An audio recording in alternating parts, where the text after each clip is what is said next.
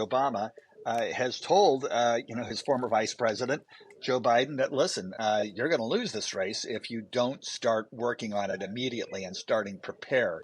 And there's some, criticism that the Biden White House has been thinking that the president's campaign from the White House, what he's been doing as president, he should get a lot more credit than he's getting, and they have not been engaging Donald Trump in earnest up until now. Now, let's turn our attention to the race for the White House because President Joe Biden has made significant gains in the past month in 6 of the 7 swing states that are likely to decide the outcome of the 2024 US election. That's according to a poll by Bloomberg and Morning Consult, which has just been published. And the US political site, Axios, has noted that the swing state poll has Biden within striking distance of Trump.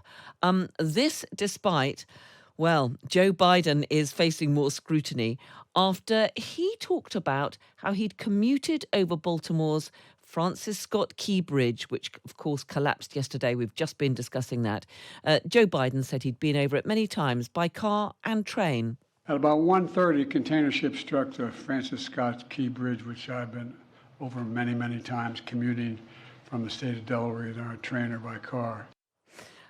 Interesting. He said he'd been over it by train because the bridge never actually had any railway lines on it. So let's get some more on the state of the US presidential election campaign. Conan Nolan is political correspondent for NBC. Good evening to you, Conan. Good evening. Let's just pick up, first of all, very unfortunate in the aftermath of that tragedy that we've just been discussing in Baltimore. Joe Biden talking about crossing it by rail when it doesn't actually have any railway lines, or didn't, before it collapsed into the water. Yeah, no, that's kind of par for the course. I mean, the president has made just too many to disclose, frankly, or to count. Uh, Erroneous comments like that. Some say, and he's done it before, long before he was 81 years old. Famously saying he finished the top of his class in law school. This was many years ago, which he didn't. They're talking about an individual that used to take the train to Washington from Delaware, and there was a fellow that he talked about in the present tense who had approached him about a policy endeavor. That is a conductor on the train. Turned out that conductor had been dead for several years at the time that he said that the conversation took place. So this is a problem for Joe Biden, but it doesn't raise that many eyebrows anymore. Yeah, he seems to have got confused at various stages over who various world leaders are and so on. But people seem to be getting used to it. Tell us about these latest polls that do suggest that he's doing rather better than he was doing in those very important swing states that actually is where the 2024 US election will be decided.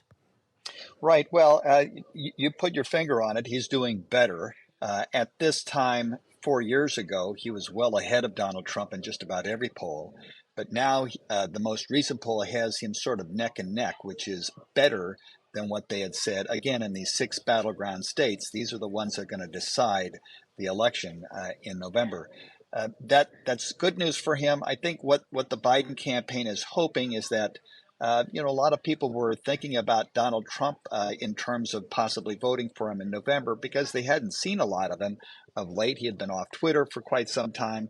But the more they start to see Donald Trump in the news and this comparison between Trump's candidacy and Biden's candidacy, that the Biden people think they fare better.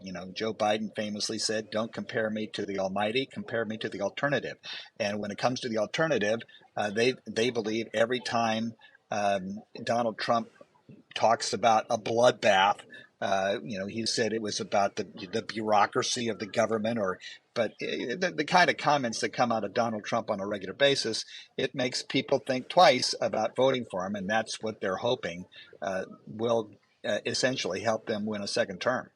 Is it clear what it is that voters are focusing on when we look at these polls? I mean, Joe Biden has been saying that the economy is on an upturn. Donald Trump says it's a disaster. It's actually not doing too badly. It's certainly growing a lot faster than the economy is here in the UK.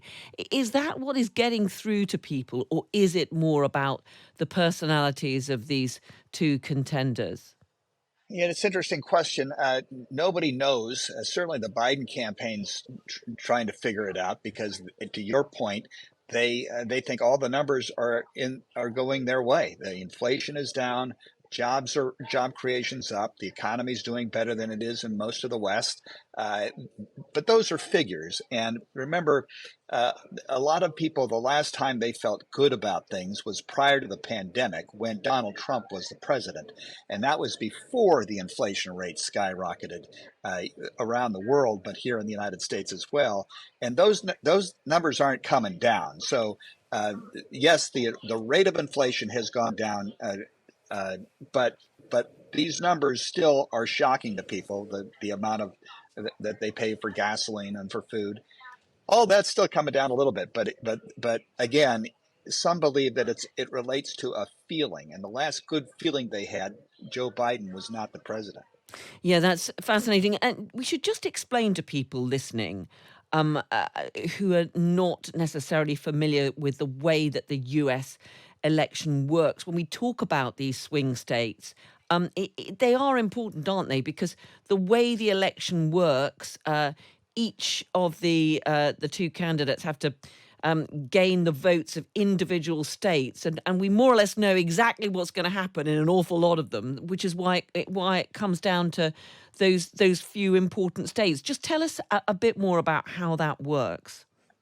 Right. It dates back to the founding of the Republic over 200 years ago when states, it was not a united country, but states and this unification of them required each individual state to have its own say so in who the president was going to be. So they devised a system called the Electoral College, which essentially means there isn't one vote on election day. There are 50 votes of each individual state, and the amount of people in each state, based on the number of representatives they have in Congress, the number of senators they have in the Senate, uh, represents who they will who gets elected. Each state has a different number of electors based on their size, and so. Yes, for the vast majority of states, we already know how they're going to vote based on past voting behavior, based on party registration, based on research. We know where I'm in the state of California, that is going for Joe Biden. It's not going to, there's no way Donald Trump can win the state. The last time we had an election, California went for Biden by 6 million votes. But there are 6 states where it's a toss up, and who wins those states will essentially be the president. That's states like Arizona and Nevada out west, Pennsylvania in the Midwest, along with Michigan, which is a large Arab population. That's part of the problem for the president there because of pro Palestinian sentiments. State of Georgia, for example. So that's where all the money is going to be spent over uh, the next several months, and that's where the polls matter the most. And we're hearing, thanks so much for that explanation, because of course people often hear this phrase about swing states and don't necessarily realize how crucial they are. And we're hearing that the former president, Barack Obama, is now quite a key figure in President Biden's campaign. Right, and that's not a real surprise, but there have been reports that former President Biden, or I'm sorry, Obama, has told his former Vice President Joe Biden that listen, you're going to lose this race if you don't start working on it immediately and starting prepare.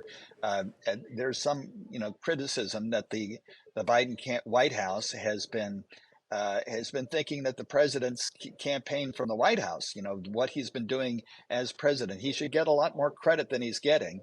And they have not been engaging Donald Trump in earnest up until now. And I think that's what President Obama was able to convey to him, that you got to start campaigning now and not expect people to give you all sorts of credit for the data that's coming out on the economy. You can't tell people how to feel. They feel the way they do, and that's one of the reasons, I should say, why Joe Biden and the White House no longer label the economy Bidenomics. They did that with great fanfare and great pride until they found out it researched very poorly, and so they don't say that anymore. But yeah, Barack Obama is part of the campaign, and it's all trying to get Joe Biden and his crew to focus on Donald Trump now and not wait until it's too late. Of course, we talk about this as a two-horse race, but there is an independent candidate, Robert F. Kennedy Jr., part of the famous Kennedy clan. He is running. He's chosen his running mate, Nicole Shanahan, who's also a huge donor to his cause. How significant a role could Robert F. Kennedy play in this race? Well, he could play a huge role, and some of the most latest polls indicate that the most recent poll nationally had Joe Biden doing well against Donald Trump by a couple of points. But if you threw in Robert F. Kennedy, it was back to neck and neck because Robert F. Kennedy Jr. drew more Democrat votes than he did Republican votes away from Trump, although he draws from both of them. And Nicole Shanahan, for example, she's 38. She's the running mate. She's sort of a libertarian. She used to be married to the founder of Google, one of the co-founders of Google, so she's got a lot of money. And she's a big Democrat. I mean, she's very pro-environment. She's very pro-gay rights. She's in many respects she's very attractive to a Democratic voter. And here's the point about third parties candidates in U.S. elections. They don't win. They never have won, but they allow for a release valve for people who are frustrated with both the candidates and they want to vote for somebody as opposed to vote against someone. So they go to this guy. And the more that happens and the more votes you draw away from Joe Biden, the greater the chance Donald Trump, who has a ceiling about 45 or 46% approval, that could be enough in terms of votes for him to get elected. Just finally, Conan, are we going to see presidential election debates as this campaign unfolds? That's a really good question. There's some suggestion that no, we won't. That Joe Biden and his team will say, listen, Donald Trump didn't debate the other Republicans that were running in the primary, in the Republican primary, so why should we debate him? And there's this other suggestion that, listen, there's not much people don't know about these two guys. They're incumbents. Both have already served 4 years as president. How much are you going to find out about them in a debate other than the fact they really can't stand each other? So I would be surprised, frankly, if they would roll the dice. Usually, though, the only time you do a debate is if you're trailing. And if you've got a lead, you want to protect it. Debates don't do you a lot of good. But if you're trailing and you need to, throw a long pass, this is a American football metaphor, then a debate is probably something you need to consider. But and one other question is whether or not Robert F. Kennedy Jr. getting back to this third party candidate, if he gets enough support in these polls, he could be on a debate stage with them, and that would be an entirely new dynamic for the race.